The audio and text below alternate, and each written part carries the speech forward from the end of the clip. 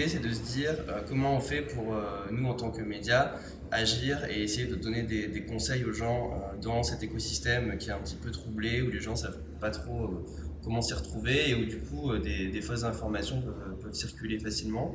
Et donc ce qu'on a fait, c'est forcément on ne peut pas vérifier chaque information individuellement, on essaie de le faire sur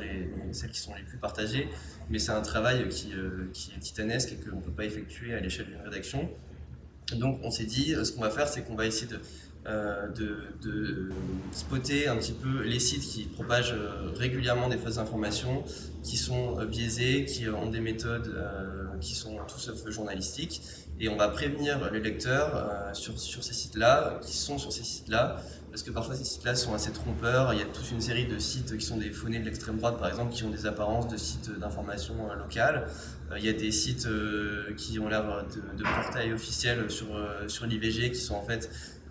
animés par des militants catholiques intégristes. Donc tout ça, les lecteurs ne sont pas forcément censés le savoir. Donc ce qu'on va faire, c'est avec le décodex, c'est qu'on va faire un espace sur le site du Monde où les gens pourront entrer des adresses de sites internet et voir ce que le monde en pense. C'est-à-dire, voilà, on a essayé de faire une grille d'évaluation en disant, voilà,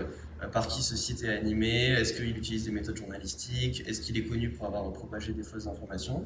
Et ce qu'on va faire aussi, c'est en sortant de l'écosystème du Monde, c'est de faire des extensions pour les navigateurs. Donc c'est des petits plugins que vous pouvez mettre sur Google Chrome ou sur Firefox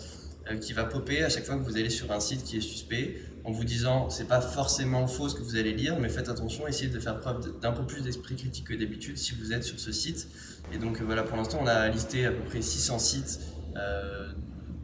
donc des sites qui sont à la fois fiables, donc qui ont une petite étiquette verte, des sites qui sont totalement faux avec des étiquettes rouges, et puis même des sites satiriques du type Gorafi. Le but c'est pas